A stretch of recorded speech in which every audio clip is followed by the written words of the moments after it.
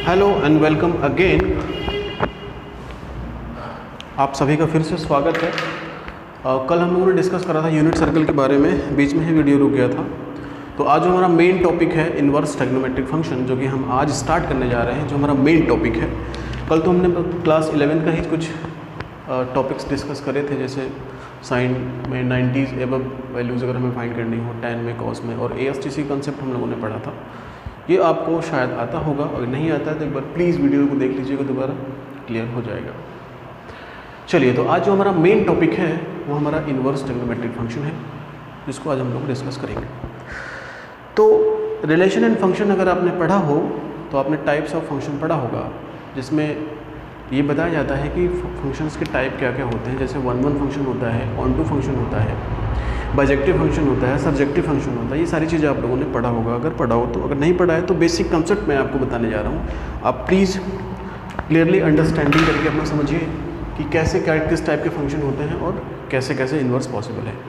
तो इन्वर्स किसी भी फंक्शन का तभी पॉसिबल है जब वो फंक्शन बाइजेक्टिव हो।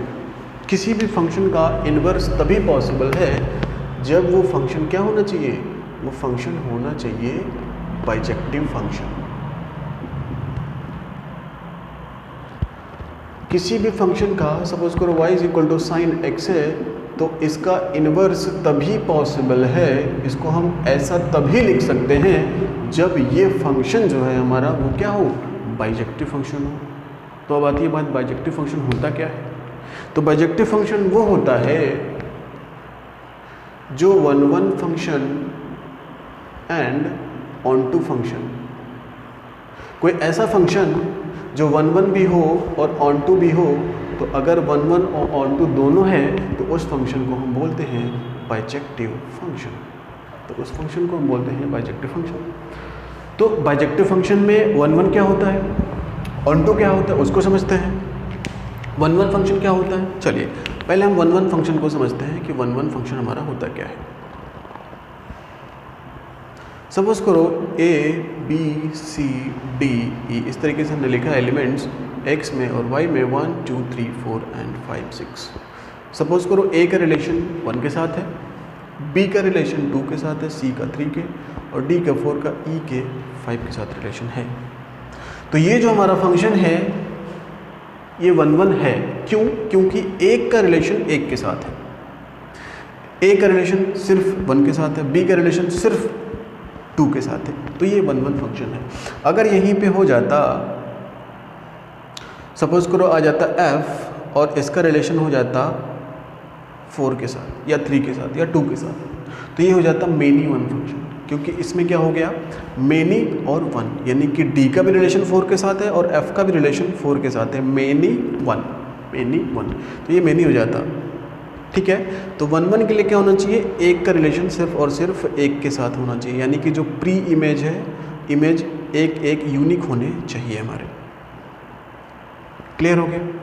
ये फंक्शन 1-1 तो है, बट ये फंक्शन ऑन-टू नहीं है। तो ऑन-टू फंक्शन क्या होते हैं, ऑन-टू फंक्शन क्या होते हैं भाई, ऑन-टू फंक्शन वो होते हैं जिस फंक्शन का कोडोमेन और रेंज सेम होता है।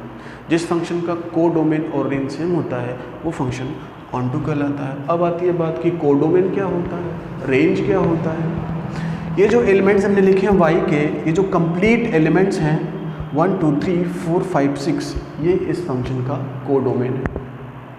और जिनके साथ रिलेशंस हैं 1, 2, 3, 4, 5, ये इस फंक्शन का क्या है, रेंज है। तो अगर इस फंक्शन का मैं रेंज लिखूं तो क्या हो जाएगा, 1, 2, 3, 4, 5। अगर मैं इस फंक्शन का कोडोमेन लिखूं, ये सब आप 11th में पढ़े हैं, 1, 2, 3, 4, 5 एंड 6। तो ये फंक्शन इसलिए क्या है, 1-1 तो है बट ऑन-टू नहीं है। तो ऑन-टू फंक्शन बनाते हैं कोई, ऑन-टू फंक्शन कोई बनाते हैं।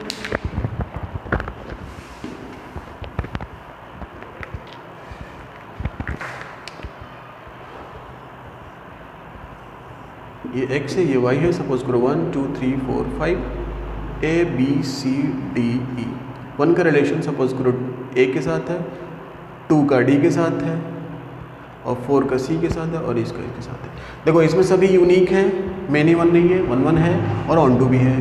तो ये जो फंक्शन है ये ऑन टू भी है और क्या है हमारा वन भी है, वन भी है और ऑन टू भी है। तो अगर ऐसा फंक्शन होगा तो इस फंक्शन को हम क्या बोलेंगे, इस फंक्शन को हम बोलेंगे बाइजेक्टिव फंक्शन।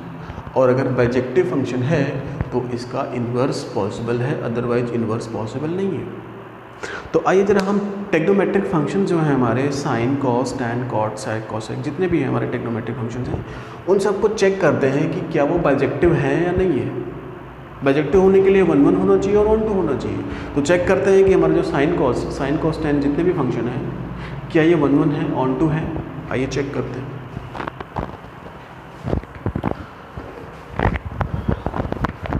एक बार चेक करते हैं कि क्या ये फंक्शन जो है हमारे वन ऑन टू है कि नहीं है, तभी इसका इन्वर्स पॉसिबल है, अदरवाइज इन्वर्स तो पॉसिबल ही नहीं है।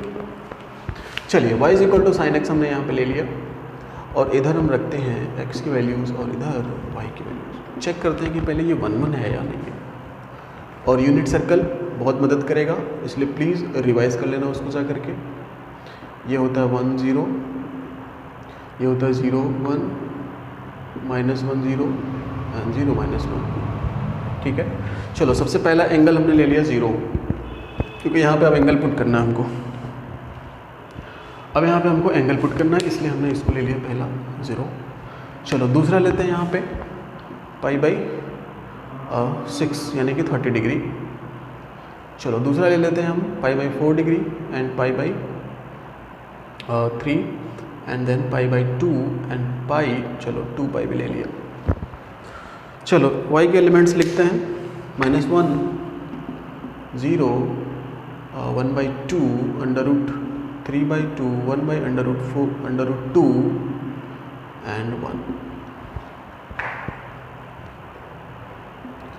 तो जरा आप बताओ किसका रिलेशन किसके साथ है। अगर x को 0 पुट करोगे तो y क्या मिलेगा, यहाँ 0 पुट करोगे तो साइन 0 की वैल्यू 0 हो जाएगी, यानी 0 का रिलेशन 0 के साथ हो गया। π/6 रखोगे 30 डिग्री, तो 30 डिग्री की वैल्यू क्या होती है साइन में 1/2, इसका रिलेशन इसके साथ हो गया। π/4 रखोगे तो 1/√2 मिलेगा, इसका इसके साथ, इसका इसके साथ, और π/2 रखोगे तो ये मिलेगा। अब पाई रखोगे तो क्या मिलेगा भाई, पाई यहाँ पे देखो पाई, ये पाई है और पाई पे ये कॉस है, ये साइन है 0, यानी कि पाई का रिलेशन किसके साथ हो गया 0 के साथ। पाई का रिलेशन हो गया 0 के साथ। और 2π रखो, 2π यहाँ पे भी साइन 0, यानी कि ये तो क्या हो गया 0। तो क्या ये फंक्शन वन है क्या, ये फंक्शन तो हो गया मेनी वन, क्योंकि इसमें मेनी है, इसमें एक है 0 जिससे कई बार मैच हो रहा है। तो ये मेनी वन फंक्शन है। तो जब मेनी वन हो गया तो ये बाइजेक्टिव है ही नहीं। अब जब ये बाइजेक्टिव है ही नहीं तो इसका इन्वर्स पॉसिबल ही नहीं है, लेकिन चैप्टर तो पढ़ना है, साइन इन्वर्स तो पढ़ना है। तो कैसे पढ़ा जाए फिर, ज़बरदस्ती पढ़ लिया जाए क्या?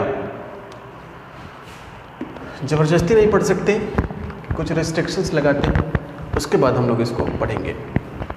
तो चलो हम फंक्शन को ज़रा रिस्ट्रिक्ट करने जा रहे हैं, इस साइन फंक्शन को, कॉस फंक्शन को, टैन फंक्शन को, इस फंक्शन को हम ज़रा रिस्ट्रिक्ट करने जा रहे हैं।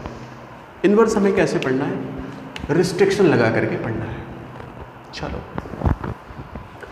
अगर साइन एक्स की वैल्यू अगर मैं π/2 से 3π/2 के बीच में देखूं तो क्या आएगा, π/2 यहाँ होगा, उसके बाद वैल्यू एंगल बढ़ाते जाओगे, यहाँ ऐसे मिलता जाएगा। सभी के कोऑर्डिनेट्स तो अलग मिलेंगे ना, कोऑर्डिनेट कभी से मिल सकता है क्या, सभी के कोऑर्डिनेट्स अलग अलग मिलेंगे। यानी कि यहाँ से लेकर के यहाँ तक अगर हम साइन की वैल्यू चेक करेंगे, यानी कि π/2 से 3π/2 के बीच में अगर हम चेक करेंगे तो सभी के सभी वैल्यू यूनिक मिलेंगे। इमेज और प्री इमेज दोनों के दोनों क्या मिलेंगे, यूनिक मिलेंगे। इसका मतलब क्या है कि ये जो हमारा साइन फंक्शन है ये π/2 से 3π/2 के बीच में क्या हो सकता है, 1 1 हो सकता है। ठीक है, 1 1 हो सकता है। और ऑन टू तो होगा ही फंक्शन, ऑन टू तो हमने देखा ही था, ऑन टू तो था ही फंक्शन। तो अगर π/2 से 3π/2 के बीच में अगर हमने क्या कर दिया, रिस्ट्रिक्शन लगा दिया, रिस्ट्रिक्ट कर दिया इस फंक्शन को, किसको, साइन को, साइन को हमने रिस्ट्रिक्ट कर दिया क्या, π/2 से 3π/2 के बीच में, तो क्या ये π/2 से 3π/2 ही होगा, नहीं और भी होगा। और लो -π/2 से π/2 भी तो ले सकते हैं, क्यों भाई? निगेटिव एंगल चलते हैं, इधर चलते हैं तो निगेटिव, इधर चलते हैं तो पॉजिटिव, तो -π/2 से π/2 यानी कि इधर से भी अगर जाओगे ऐसे, यहाँ से यहाँ जाओगे, तब भी तो हम देख सकते हैं क्या कि ये फंक्शन क्या होगा, 1 हो जाएगा। अच्छा, अगर 3π/2 से फिर यहाँ पहुँचो, 3π/2 से पाई ऐड कर दो, 3π/2 में पाई ऐड कर दो तो कितना हो जाएगा? 5π/2। अगर देखोगे 3π/2 से 5π/2 तो भी ये फंक्शन क्या हो जाएगा? 1 हो जाएगा। अगर 1 हो गया और 2 तो था ही, तो ये फंक्शन क्या हो जाएगा? बाइजेक्टिव हो जाएगा। और अगर बाइजेक्टिव हो गया तो इसका मतलब इसका इन्वर्स पॉसिबल है। तो इसका साइन x का इन्वर्स तभी पॉसिबल है जब हम रिस्ट्रिक्शन लगाएंगे और इन वैल्यूज़ के बीच में हम फंक्शन को इन्वर्स में फाइंड करेंगे। तो इन सारी वैल्यूज़ में से एक वैल्यू कहलाती है प्रिंसिपल वैल्यू। इन सभी वैल्यूज़ में से एक वैल्यू क्या कहलाती है? प्रिंसिपल वैल्यू, जो कौन है? -π/2 से π/2, यानी कि यहाँ से लेकर के यहाँ तक। तो इन्वर्स तभी पॉसिबल है इसका साइन का जब हम वैल्यू क्या लेंगे? -π/2 से π/2, यानी कि इसको हम क्या बोलते हैं? इसको हम बोलते हैं प्रिंसिपल वैल्यू। तो अब हम लिख सकते हैं क्या कि y = अगर साइन x है तो हम लिख सकते हैं क्या? x = sine inverse y। समझ गए? वेयर x बिलोंग्स टू क्या लिखेंगे हम? -π/2 से π/2। वेयर x बिलोंग्स टू -π/2 से लेकर के π/2, यानी कि जब भी हम इसको सॉल्व करेंगे, कभी भी इसको हम सॉल्व करेंगे, तो जो हमारा जो आंसर आएगा वो हमेशा -π/2 से π/2 के बीच में आएगा, या तो वो दोनों आ सकता है क्योंकि यहाँ पे क्लोज ब्रैकेट है। क्लोज ब्रैकेट का मतलब इंक्लूडेड होते हैं दोनों एलिमेंट्स। ठीक है, तो अब हमें ये क्लियर हो गया कि साइन का इन्वर्स तो पॉसिबल है, लेकिन रिस्ट्रिक्शन के साथ -π/2 से लेकर के π/2 के बीच में हमें पढ़ना है। ठीक है, चलो तो अब हम प्रिंसिपल वैल्यूज़ फाइंड करते हैं, क्वेश्चंस करते हैं थोड़े बहुत, 1-2 क्वेश्चन साइन पे, फिर उसके बाद आते हैं कॉस पे। कॉस पे भी रिस्ट्रिक्शन लगाया जाएगा क्योंकि कॉस का भी इन्वर्स पॉसिबल नहीं है। चलिए भाई, सबसे पहला क्वेश्चन सॉल्व करते हैं हम लोग। लिखो sine inverse = 1/2। Question number 2, sign inverse -1/2। चलो भाई बताओ जरा। Third question, sine inverse -√3/2। देखो सॉल्व कैसे करते हैं इसको, 2 तरीके से हम बताएंगे आपको। बिल्कुल एक तरीका है क्या कि 1/2 साइन में देख लो कितने डिग्री पे होता है। एक चीज़ का ध्यान रखना बिल्कुल हमेशा, कुछ बेसिक चीज़ें हैं जो आपको कभी गलती नहीं करना है, वो मैं लिख दे रहा हूँ कि साइन इनवर्स x को 1/sin x मत लिख देना, वरना जेल हो जाएगा। ये कभी मत लिख देना, पुलिस पकड़ के ले जाएगी, हम नहीं जानते फिर। मतलब ये पावर में -1 लग रहा है, उसको नीचे कर दे डिनोमिनेटर में, तो पावर पॉजिटिव हो जाएगा। ऐसा नहीं कर सकते, ठीक है। और भी एक चीज़ नहीं कर सकते हम, साइन इनवर्स x है तो इसको हम ऐसे भी नहीं लिख सकते, साइन x की पावर -1। बात वही है जो पिछला लिखा है, डिनोमिनेटर में लाओगे तो इसको करोगे तो फिर दिक्कत हो जाएगी। ये सब गलती नहीं करना है। और दूसरी बात कि जब भी हम साइन इनवर्स या कॉस इनवर्स, कितने भी इनवर्स फंक्शन को हम फाइंड करते हैं, तो हमेशा हमारा जो आंसर आता है वो आता है एंगल के फॉर्म में। क्योंकि हम साइन x की वैल्यू अगर फाइंड करेंगे तो वो वैल्यूज़ फिर मिलेगा हमको, लेकिन अगर इनवर्स की वैल्यू फाइंड करेंगे तो ये हमेशा हमको क्या देगा? एंगल देगा। तो साइन में 1/2 कितने डिग्री पे होता है वो हमारा आंसर है। तो साइन में 1/2 कितनी डिग्री पे होता है भाई? π/6 पे, यानी कि 30 डिग्री। बट ज़रा ये बताओ कि साइन इनवर्स -1/2, साइन में -1/2 कहाँ, कितने डिग्री पे होगा? दिमाग लगाओ। देखो एक चीज़ का कंसेप्ट समझो कि ये माइनस है ना साइन के अंदर, तो ASTC हमने जब पढ़ा था तो all sine tan cos, sine negative आ रहा है, तो साइन निगेटिव किस में होता है? थर्ड में और फोर्थ में। तो थर्ड का तो हमारा आंसर कभी लेना ही नहीं, क्योंकि हमें प्रिंसिपल वैल्यूज फाइंड करनी होती है हमेशा। तो हमारा जो आंसर होने वाला वो किस में होगा? फोर्थ क्वाड्रेंट में, क्योंकि फर्स्ट में तो पॉजिटिव होता है, ये निगेटिव। तो यहाँ पे खुद सोचो, दिमाग लगाओ कि -1/2 कितने डिग्री पे हमको मिलेगा। देखो एक मेथड है सॉल्व करने का, sine theta is equal to -1/2, sorry direct लिख दिया, sine inverse -1/2 is equal to theta, इसको हमने लेट कर लिया and then -1/2 is equal to क्या हो गया, साइन थीटा। अब साइन थीटा -1/2 कब मिलेगा, कितने डिग्री पे मिलेगा, तो दिमाग लगा करके सोच सकते हो कि यहाँ पे 1/2 सोच लो कितने पे मिलेगा, 1/2 मिलेगा 30 डिग्री पे, और -1/2 कितने पे मिलेगा, कितने पे मिलेगा, -30 डिग्री पे, -30 डिग्री पे, क्योंकि ये निगेटिव है। क्लियर है? हाँ, -√3/2 सोच लो, डायरेक्ट आंसर बता दो, इसका आंसर हो गया -π/6, इसका आंसर बता दो -π/3, 60 डिग्री माइनस का। ठीक है, अच्छा एक अगर फार्मूला दिया हुआ है बुक में, चाहो तो उसको लिख सकते हो कि अगर साइन इनवर्स -x है तो माइनस बाहर आ जाता है, और ये हम लोगों ने एग्जैक्ट फंक्शन में भी पढ़ा था, ये हम लोगों ने एग्जैक्ट फंक्शन में भी पढ़ा था कि अगर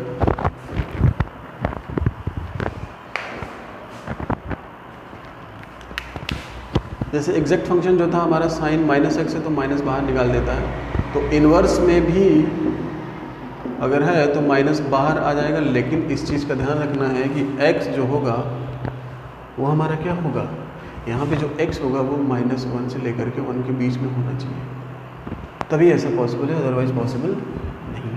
तो वो तो रहता ही है, 99.99% क्वेश्चंस में तो -1 से 1 के बीच में डिफाइंड ही होता है। ठीक है, तो ये क्लियर हो गया कि हमारा साइन इनवर्स कैसे पॉसिबल है और प्रिंसिपल वैल्यूज़ हम कैसे फाइंड करते हैं। ठीक है, एक दो क्वेश्चन और करते हैं थोड़े से अच्छे लेवल के, मतलब अच्छे लेवल क्या, थोड़े से टिपिकल।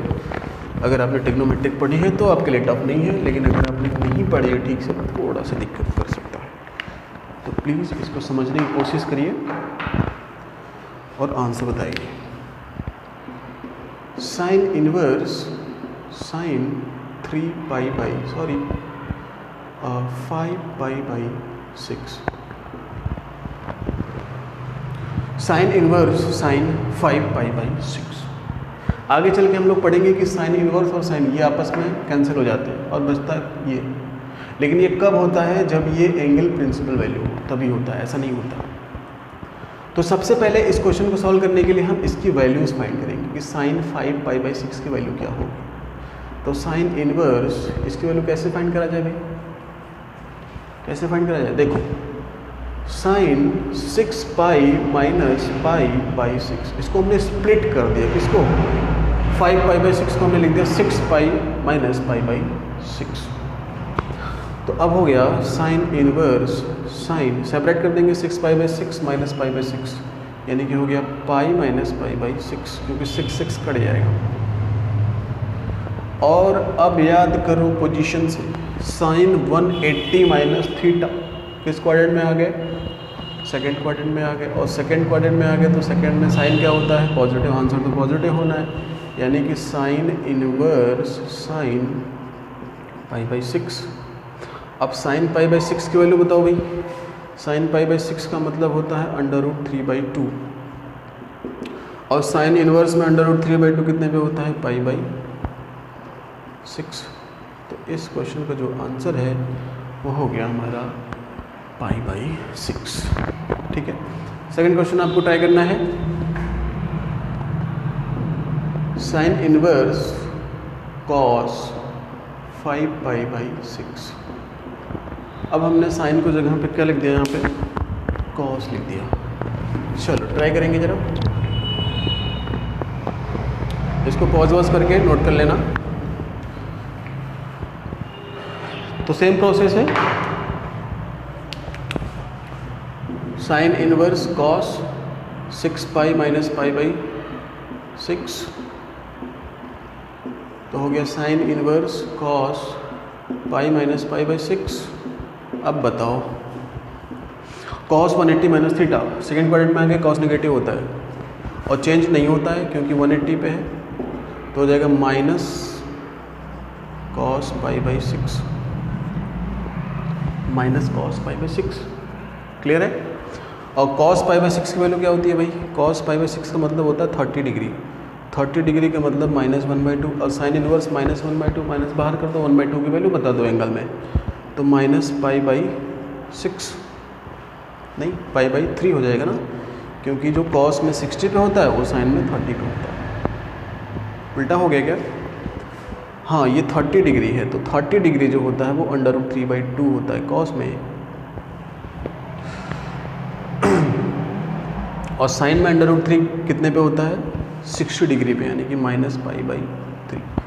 ये आंसर है इसका। क्लियर है? चलो भाई, तो इसी तरह साइन के क्वेश्चंस आप सॉल्व कर लेंगे। और कॉस के क्वेश्चन कैसे करेंगे? तो मैं कॉस का भी प्रिंसिपल वैल्यू आपको बता दे रहा हूँ डायरेक्ट। आपको 1 एंड 1 2 चेक कर लेना है घर पर जा करके कि वो 1 है कि नहीं है, 1 2 है कि नहीं है।